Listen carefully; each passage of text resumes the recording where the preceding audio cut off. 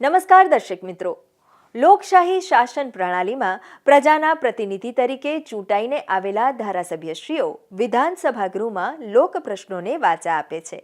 આ રીતે રાજ્યના વિકાસની નીતિ ઘડાય છે, નિર્ણયો લેવાય છે અને પ્રજાના પ્રશ્નોનું નિરાકરણ પણ આવે છે. દર્શક મિત્રો, 15મી ગુજરાત વિધાનસભાના બીજા સત્રમાં આજના દિવસે હાથ ધરાયેલ મહત્વની કાર્યવાહીના સંકલિત અંશો લઈને અમે ઉપસ્થિત થયા છીએ લોકશાહીના ધબકારા કાર્યક્રમમાં. તો આવો નિહાળીએ લોકશાહીના ધબકારા.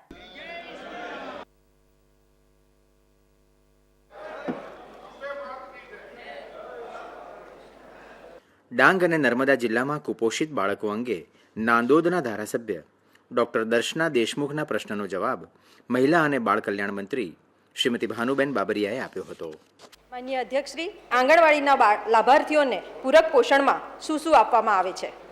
માનનીય અધ્યક્ષશ્રી, અન્ન સલામતી કાયદા 2013 મુજબ લાભાર્થીને તેની દૈનિક પોષણની જરૂરિયાતને 1/3 ભાગનું પોષણ આપવાનું થાય છે, જેમાં ભારત સરકારની માર્ગદર્શક સૂચનાને ધ્યાને લઈ લાભાર્થી માટે આહાર નક્કી કરવામાં આવે છે. માનનીય અધ્યક્ષશ્રી, આંગણવાડીમાં આવતા 3 થી 6 વર્ષના બાળકોને સવારનો ગરમ નાસ્તો અને બપોરનું ગરમ ભોજન આંગણવાડી ઉપર આપવામાં આવે છે અને અઠવાડિયામાં 2 દિવસ ફળ પણ આપવામાં આવે છે.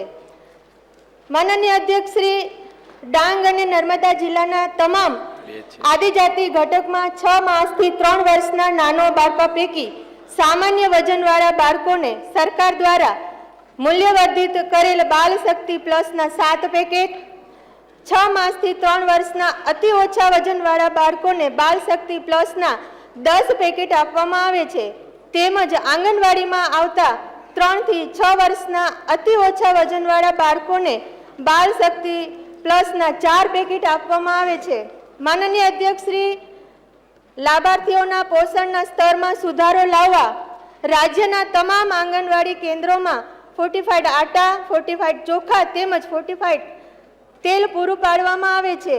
માનનીય અધ્યક્ષશ્રી, દૂધ સંજીવની યોજના અંતર્ગત ડાંગ અને નર્મદા જિલ્લાના તમામ તાલુકામાં 6 માસથી 6 વર્ષના બાળકોને અઠવાડિયામાં 5 દિવસ પ્રતિ પાઉચ 100 મિલી ફોર્ટિફાઈડ ફ્લેવર દૂધ પણ આપવામાં આવે છે.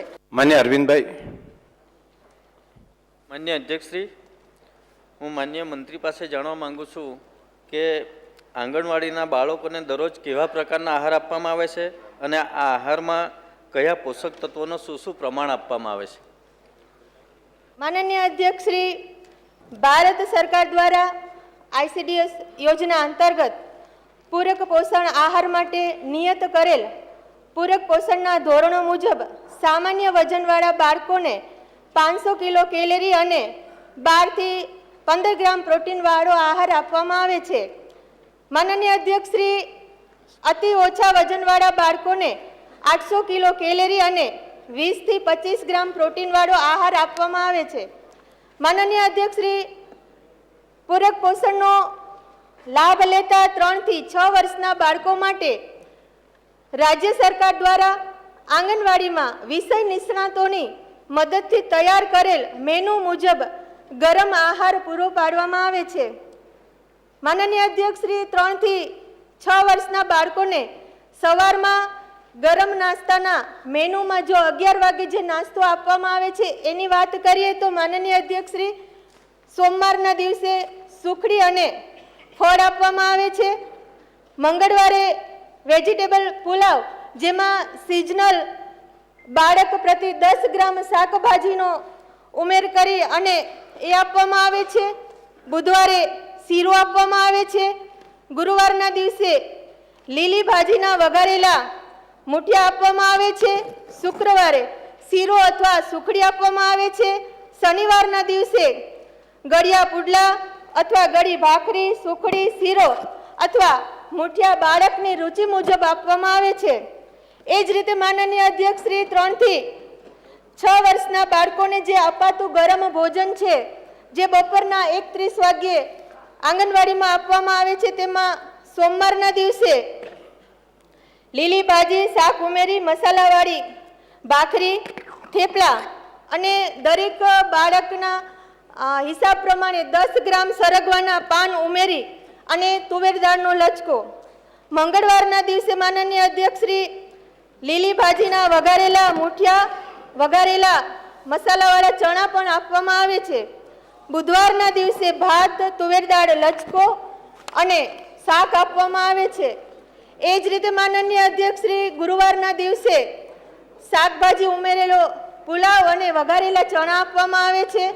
શુક્રવારના દિવસે દૂધીના ઢેબરા અને વઘારેલા ચણા આપવામાં આવશે. શનિવારે વઘારેલા ઢોકળા અથવા ઈડલી પણ બાળકોને આપવામાં આવે છે. આમ માનનીય અધ્યક્ષ શ્રી દરરોજ મેનુમાં સરગવાના પાનનો ભરપૂર ઉપયોગ કરવામાં આવે છે. સૂક્ષ્મ પોષક તત્વોના રૂચિમાં કેલ્શિયમ, આયર્ન અને ફોલિક એસિડ અને વિટામિનની બાળકો મળી રહે તે પ્રમાણે ખોરાક આપવામાં આવે છે. અહીંયા મંત્રીશ્રી આપે આટલું બધું કહ્યું ને એટલે અહીંયા ધારાસભ્યો પણ કહેવા માંડ્યા કે અમારા માટે પણ હવે અહીંયા કંઈક એવી માગણી આવવા માંડી. ઔદ્યોગિક પાર્ક યોજના હેઠળ ઇન્ફ્રાસ્ટ્રક્ચર અને બિલ્ડિંગમાં મૂડીરોકાણ બાબતે ઉધનાના ધારાસભ્ય શ્રી મનુભાઈ પટેલે પ્રશ્ન ઉપસ્થિત કર્યો હતો. ઉદ્યોગ મંત્રી શ્રી બલવંતસિંહ રાજપૂતે આ પ્રશ્નનો જવાબ આપ્યો હતો. માનનીય અધ્યક્ષશ્રી, હું માનનીય મંત્રીશ્રી પાસેથી જાણવા માંગુ છું કે ઔદ્યોગિક પાર્કને સહાય યોજના 2020 અંતર્ગત ઔદ્યોગિક પાર્ક બનાવવા માટે ઓછામાં ઓછો કેટલી જમીન વિસ્તાર હોવો જોઈએ? ઔદ્યોગિક પાર્ક સહાય યોજના 2020 હેઠળ સુરત જિલ્લામાં કેટલા ઔદ્યોગિક પાર્કને રજીસ્ટ્રેશન આપવામાં આવેલ છે અને તેનું સૂચિત મૂડીરોકાણ કેટલું છે? માન્ય અધ્યક્ષશ્રી, માન્ય સભ્યશ્રીએ જે પૂછ્યું છે 2020ના પાર્કની સહાય યોજના અંગત પાર્ક બનાવવા માટે ઓછામાં ઓછી 20 હેક્ટરની જમીનની જરૂર છે, પરંતુ વનબંધુ તાલુકામાં ઔદ્યોગિક પાર્ક બનાવવા માટે ઓછામાં ઓછી 5 હેક્ટર જમીન આપવાની હોય છે. માન્ય અધ્યક્ષશ્રી, ઔદ્યોગિક પાર્કની સહાય યોજના હેઠળ રાજ્યમાં 43 પાર્કનું રજીસ્ટ્રેશન કરવામાં આવ્યું છે અને તેનું સૂચિત મૂડીરોકાણ 47.91 કરોડ રૂપિયા થયું છે. માન્ય અધ્યક્ષશ્રી, સુરત જિલ્લામાં 8 પાર્કનું રજીસ્ટ્રેશન કરવામાં આવ્યું છે અને તેનું સૂચિત મૂડીરોકાણ 736 કરોડનું છે. માન્ય અર્જુનભાઈ. માનનીય અધ્યક્ષશ્રી, માનનીય મંત્રીશ્રીને પૂછવા માગું છું કે જે જિલ્લાઓ આ ઔદ્યોગિક વિકાસની અંદર પાછળ છે એ જિલ્લાઓ માટે આ જે ઇન્ફ્રાસ્ટ્રક્ચર યોજના છે એ ઔદ્યોગિક પાર્ક માટેની, એના માટે કોઈ વિશેષ પેકેજ આપવાની કે વિશેષ સહાય આપવાની જોગવાઈ કરવા માગો છો કે કેમ? માન્ય અધ્યક્ષશ્રી, ગુજરાતના મુખ્યમંત્રી ભૂપેન્દ્રભાઈ પટેલ સાહેબની સરકારે ઔદ્યોગિક પાર્ક પ્રાઇવેટ સાથે આવે અને જોડાય એના માટે આપ તો બધા જ પ્રકારની સહાય એ આપણા પ્રશ્નમાં જવાબમાં મેં આપી છે. માન્ય અધ્યક્ષશ્રી, સમગ્ર ગુજરાતના અંદર જ્યાં પાર્ક સ્થપાય તો આગળ સરકારની યોજના છે. વધુમાં વધુ મૂડીરોકાણના આપણે 25% આપીએ છીએ અને 30% પ્રમાણે એનું વધુમાં વધુ 25% મૂડીનું આખું રોકાણ થાય તો 30 કરોડ રૂપિયા કોઈ પણ પાર્ક કરે એની વ્યવસ્થા ગુજરાત સરકારે કરેલી છે. અને માન્ય સભ્યશ્રીએ જે કીધું છે કે ક્યાંય નથી તો આપણે ચોક્કસપણે એ બાબતની કાર્યવાહી થાય, લોકોને સમજાવવાની ભાઈ પોરબંદરમાં તમે આ કરો, બીજે કંઈક કરો, એ બાબતનું આપનું જે સૂચન છે એ અમે નિયમ મુજબ ચલાવીશું. માન્ય ગણપતભાઈ. વનબંધુ તાલુકામાં સહાયના ધોરણો અન્ય તાલુકા કરતાં કઈ રીતના અલગ પડે છે અને અત્યાર સુધી સુરત જિલ્લામાં કયા કયા તાલુકાઓમાં કેટલું કેટલું રજીસ્ટ્રેશન થયું છે માન્ય મંત્રીશ્રી પાસે જાણવા માંગુ છું. ખાલી ડિફરન્ટ બતાવો, ટ્રાઇબલ એરિયાનો અને પેલાનો અને પછી સુરત. અધ્યક્ષશ્રી, આપણે અહીં આગળ જે લોકોને 30% 25% જે આપીએ છીએ એમ વનબંધુમાં તો અગર કોઈ કરે તો એના આપણે 50% ની સહાય કરતા હોઈએ છીએ અને મૂડીના 30 કરોડ પ્રમાણે આપણે એનું આયોજન કરતા હોઈએ છીએ. વનબંધુ 5 તાલુકાનું પાર્કનું રજીસ્ટ્રેશન આવેલું છે અને સદર પાર્કનું મૂડીરોકાણ 213 કરોડ રૂપિયા છે. Doctor CJ Chavda. માન્ય અધ્યક્ષશ્રી, આપના માધ્યમથી પૂછવા માગું છું માન્ય મંત્રીશ્રીને કે મહેસાણા જિલ્લામાં આ અંગે કોઈ ઇન્ડસ્ટ્રીયલ પાર્ક માટે રજીસ્ટ્રેશન થયેલું છે કે કેમ, એક મુદ્દો એ. અને એમાં ભારત સરકાર તરફથી ઇન્ડસ્ટ્રીયલ પાર્કમાં મદદ કરવામાં આવે છે કે કેમ? માન્ય અધ્યક્ષશ્રી, મહેસાણા બાબતમાં આજને મારી પાસે એક્ઝેક્ટ 47થી વધારે પાર્કનું લિસ્ટ છે, એટલે હું આપને મોકલાવી દઈશ. અને ભારત સરકાર તરફથી પણ આપણને મદદ મળતી હોય છે. મેં જેમ હમણાં કીધું એમ કે ભાઈ આપણું ભારત સરકાર પણ આમાં મદદરૂપ થાય, અને એ બાબતે સરકારશ્રીએ 60% એટલે વનબંધુ હોય તો અગર 60% આપણે આપીએ છીએ, અને 80%થી વધારે સહાય થવી જોઈએ નહીં, એટલે 80% સુધીની સહાય આપણે આપતા હોઈએ છીએ. એટલે ખૂબ મોટો બધાને જાણકારી રહે, સરકાર તો જીઆઈડીસીનું કામ કરતી જ, પરંતુ તેની સાથે પ્રાઇવેટ આવીને કોઈ જીઆઈડીસી કરે તો પણ 30 કરોડ અને 20 કરોડ એમ કરીને 50 કરોડની સબસિડી જે તે વિસ્તારમાં ધારાસભ્યશ્રીઓ ડેવલપ કરવાનું કામ કરાવે, પોતાના વિસ્તારના ડેવલપ કોઈને લાવીને, તો પણ રાજ્ય સરકાર ખૂબ મદદ કરે એવી ખૂબ પોલિસી છે. મને મંત્રીશ્રીના જવાબ ઉપરથી મને લાગ્યું. અમદાવાદ જિલ્લામાં કુંવરબાઈનું મામેરું યોજના હેઠળ મળેલી અરજીઓ અંગે ધંધુકાના ધારાસભ્ય શ્રી કાળુભાઈ ડાભીના પ્રશ્નનો જવાબ સામાજિક ન્યાય અને અધિકારિતા મંત્રી શ્રીમતી ભાનુબેન બાબરિયાએ આપ્યો હતો. માન્ય અધ્યક્ષશ્રી, મારો પ્રશ્ન એવો છે કે કુંવરબાઈનું મામેરું યોજનામાં સહાય મેળવવા માટે પાત્રતાના માપદંડો કયા કયા છે, અરજી સાથે કયા પુરાવા રજૂ કરવાના હોય છે, અને અરજી કરવાની કાર્ય પદ્ધતિ શું છે? માન્ય અધ્યક્ષશ્રી.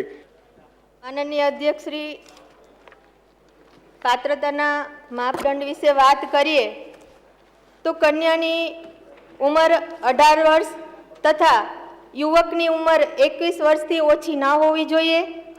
એક કુટુંબમાં 2 દીકરી સુધી લગ્ન પ્રસંગે લાભ આપવામાં આવે છે. શહેરી વિસ્તાર તથા ગ્રામ્ય વિસ્તાર માટે 6 લાખની આવક મર્યાદા નક્કી કરવામાં આવેલ છે. અરજદારે લગ્નના 2 વર્ષની અંદર સહાય માટે અરજી કરવાની હોય છે.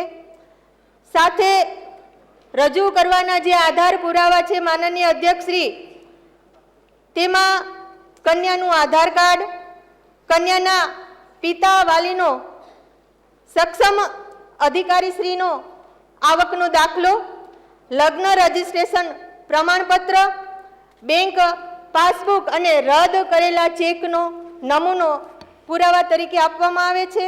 પદ્ધતિની વાત કરીએ માનનીય અધ્યક્ષશ્રી, તો અરજદારે લગ્ન તારીખના 2 વર્ષના સમયગાળામાં ઈ સમાજ કલ્યાણ પોર્ટલ દ્વારા ઓનલાઈન અરજી કરવાની રહે છે. માનનીય અધ્યક્ષશ્રી, સામાજિક અને શૈક્ષણિક રીતે પછાત વર્ગના તથા આર્થિક રીતે પછાત વર્ગના લાભાર્થીઓને પોતાના જિલ્લાના જિલ્લા નાયબ નિયામક એટલે કે વિકસતી જાતિ જિલ્લા સમાજ કલ્યાણ અધિકારીને અરજી કરવાની રહે છે. માનનીય અધ્યક્ષશ્રી, આ યોજનાનો લાભ લેવા માટે કન્યા જે સ્થળ જિલ્લાની હોય તે જિલ્લાને અરજી કરી સહાયની રકમ કન્યાના વસવાટના જિલ્લામાંથી મેળવવાની રહે છે. આમ માનનીય અધ્યક્ષશ્રી, છતાં કુંવરબાઈનું મામેરું યોજના અને 7 ફેરા સમૂહ લગ્ન યોજના એમ બંને યોજનામાં પાત્રતા ધરાવતી કન્યાઓને તેઓ પોતાના જિલ્લામાંથી લાભ મેળવશે નહીં તેવી બાહેંધરી મેળવીને સમૂહ લગ્નનું આયોજન જે જિલ્લામાં કરવામાં આવેલ હોય તે જ જિલ્લામાંથી બંને યોજનાનો લાભ લઈ શકશે. માનનીય અધ્યક્ષશ્રી, સંબંધિત તાલુકાના સમાજ કલ્યાણ નિરીક્ષક દ્વારા ડોક્યુમેન્ટની ચકાસણી કરી તેઓના અભિપ્રાય સાથે અરજીઓ સંબંધિત જિલ્લા નાયબ નિયામક, જિલ્લા સમાજ કલ્યાણ અધિકારી વિકસતી જાતિ, જિલ્લા કચેરી આગળની કાર્યવાહી માટે મોકલવામાં આવે છે. જિલ્લા કક્ષાએ જિલ્લા અધિકારી શ્રી દ્વારા પાત્રતા ધરાવતા અરજદારોની અરજીઓ મંજૂર કરી ડીબીટીના માધ્યમથી ડાયરેક્ટ કન્યાને નિયમ અનુસાર સહાય ચૂકવવામાં આવે છે.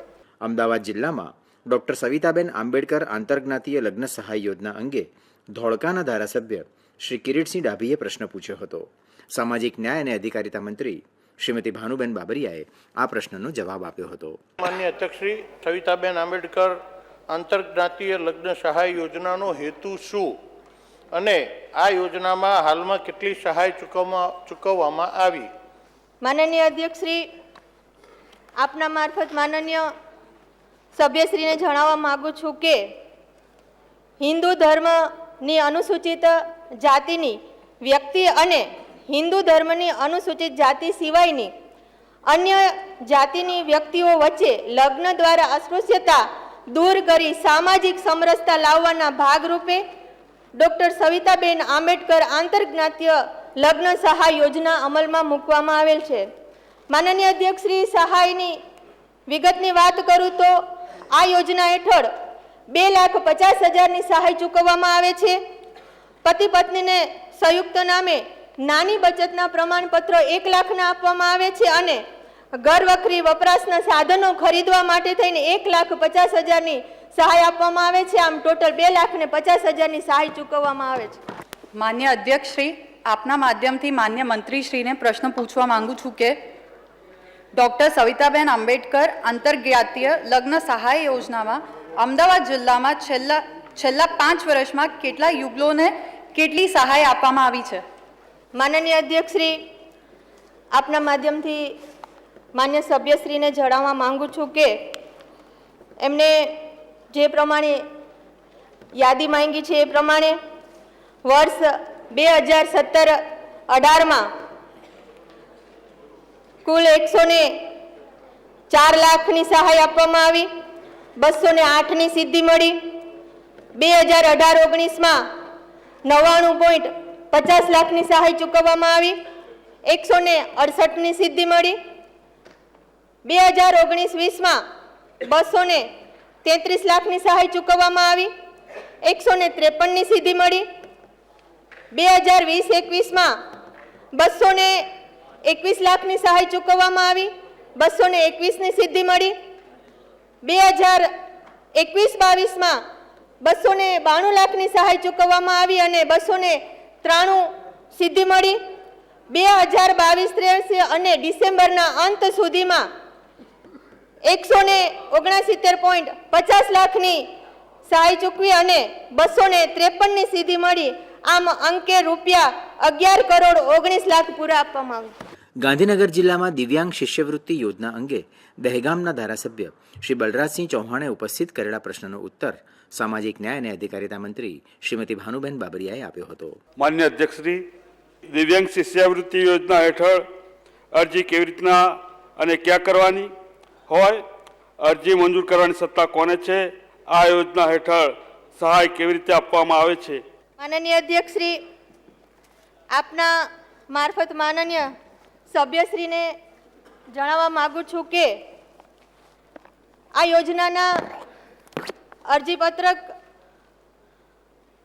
ધોરણ 1 થી 12માં અભ્યાસ કરતા દિવ્યાંગ વિદ્યાર્થીઓને શિષ્યવૃત્તિ માટે જે તે શાળા સંસ્થાના આચાર્યશ્રીએ ડિજિટલ ગુજરાત પોર્ટલ પર વિદ્યાર્થીઓની શિષ્યવૃત્તિ ઓનલાઈન અરજી કરી સંબંધિત જિલ્લા સમાજ સુરક્ષા અધિકારીશ્રીની કચેરીએ ફોરવર્ડ કરવાનું હોય છે.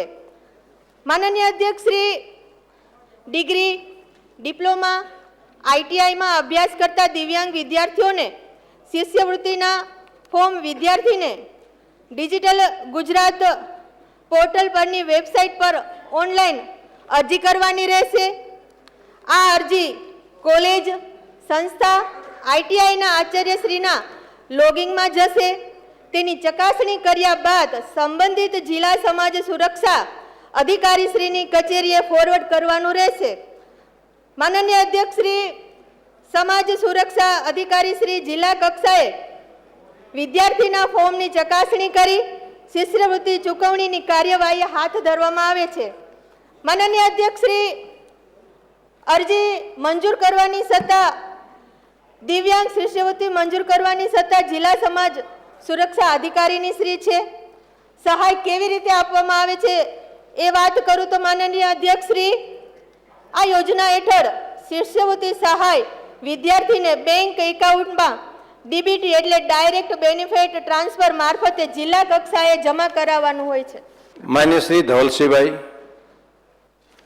માનનીય અધ્યક્ષશ્રી, જે વિકલાંગ હોય છે અને 80% સુધી હોય એને જ 1,000 રૂપિયાની સહાય આપવામાં આવે છે, તો એ સહાયમાં વધારો કરવા માગો છો કે નહીં? વિકલાંગને 80%નો જે 80% વિકલાંગ હોય તો જ લાભ મળે છે, તો એને 50% સુધી કરવા માગો છો કે નહીં?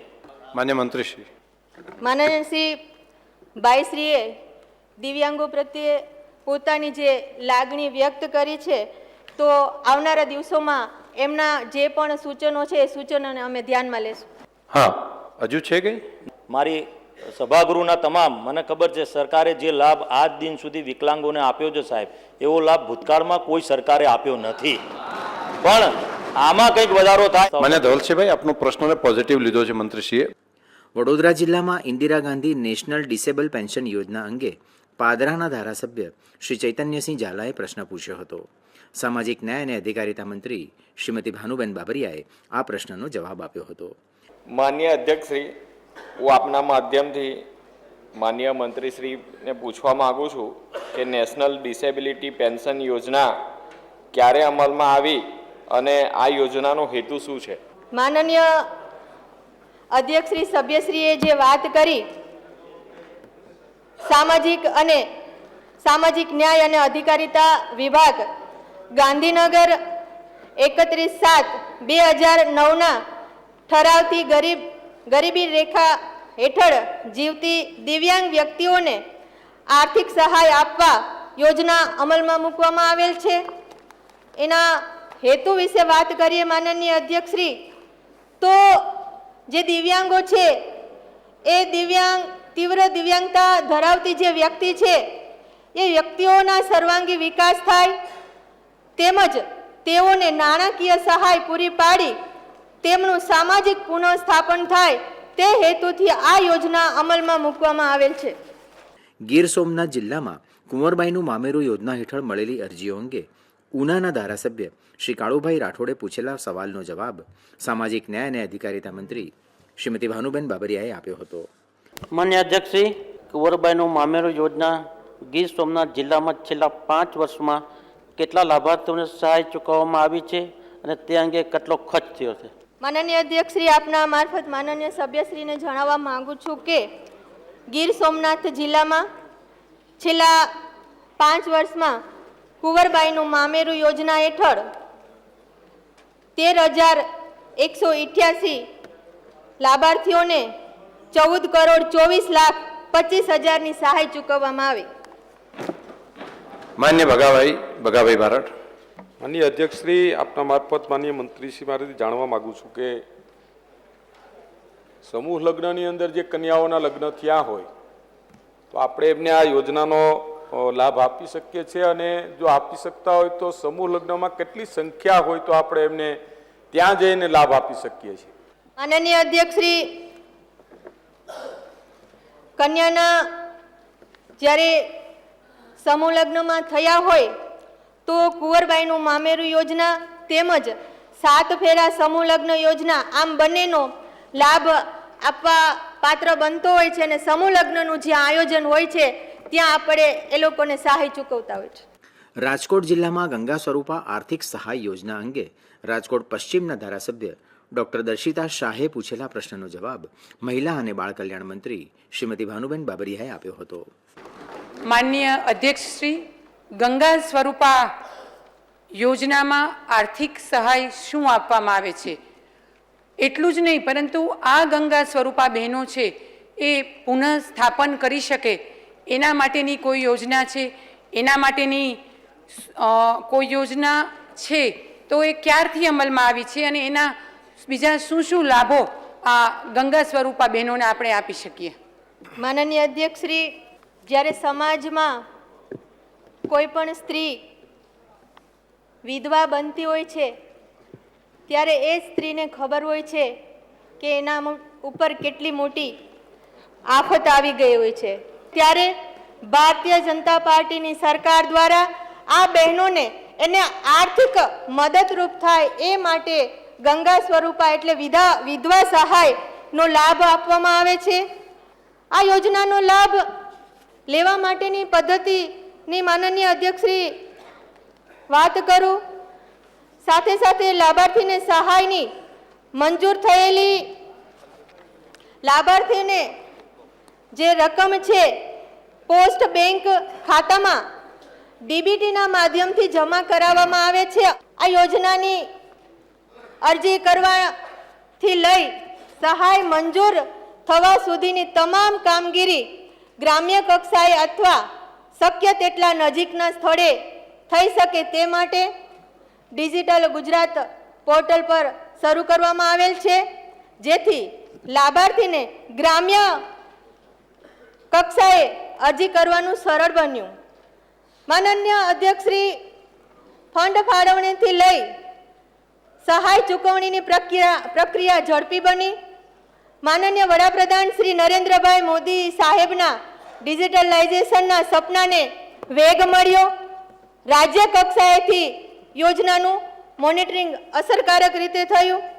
એ જ રીતે માનનીય અધ્યક્ષશ્રી, સભ્યશ્રીનો જે બીજો સવાલ છે પુનઃસ્થાપન માટેની, તો એમાં વાત કરું તો સમાજમાં ગંગા સ્વરૂપા મહિલાઓને પુનઃ લગ્નનો સ્વીકાર થાય, સુધારાત્મક અભિગમને સાકાર કરવા પુખ્ત વિચારણાના અંતે રાજ્ય સરકાર દ્વારા ગંગા સ્વરૂપા પુનઃ લગ્ન આર્થિક સહાય યોજના 1/4/2021 અમલમાં મૂકેલ છે.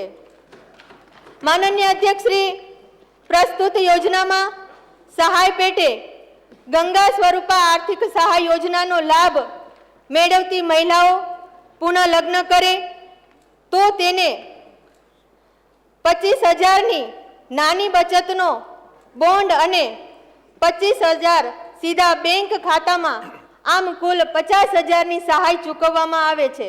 હવે આપે માગણીઓના જવાબમાં કંઈ બોલવાનું રહેશે જ નહીં, બધી માહિતી આવી જશે આપને.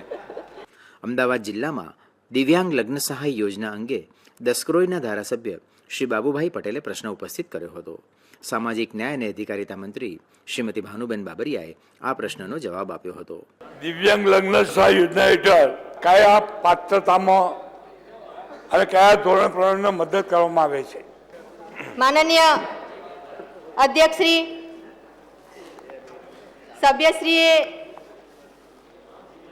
જે દિવ્યાંગ લગ્ન સહાય યોજનામાં જે પાત્રતાના ધોરણો વિશે વાત કરી, તો માનનીય અધ્યક્ષશ્રી, જે સહાય મેળવવાના જે પાત્રતાના ધોરણો છે એ વિશે વાત કરું તો આ યોજનાનો લાભ મેળવવા કન્યાની ઉંમર 18 વર્ષથી વધુ અને યુવકની ઉંમર 21 વર્ષથી વધુ હોવી જોઈએ. લગ્નની તારીખથી 2 વર્ષની સમય મર્યાદામાં અરજી કરવાની રહેશે. અરજદારે લગ્ન નોંધણી અંગેનું સક્ષમ સત્તામંડળનું પ્રમાણપત્ર ફરજિયાતપણે આપવાનું રહેશે. આ યોજનાનો લાભ 21 પ્રકારની દિવ્યાંગતા ધરાવતી વ્યક્તિઓને નક્કી કરેલ દિવ્યાંગતાની ટકાવારી 40% કે તેથી વધુ હોય તેવા લાભાર્થીઓને આપવામાં આવે છે. દિવ્યાંગતામાં મુખ્યત્વે માનનીય અધ્યક્ષશ્રી, અંધત્વ, સાંભળવાની ક્ષતિ અને બૌદ્ધિક અસમર્થતા સહિત કુલ 21 પ્રકારની દિવ્યાંગતાનો સમાવેશ કરવામાં આવેલ છે. તો દર્શક મિત્રો, ફરી મળીશું આવતીકાલે. ત્યાં સુધી રજા આપશો. નમસ્કાર.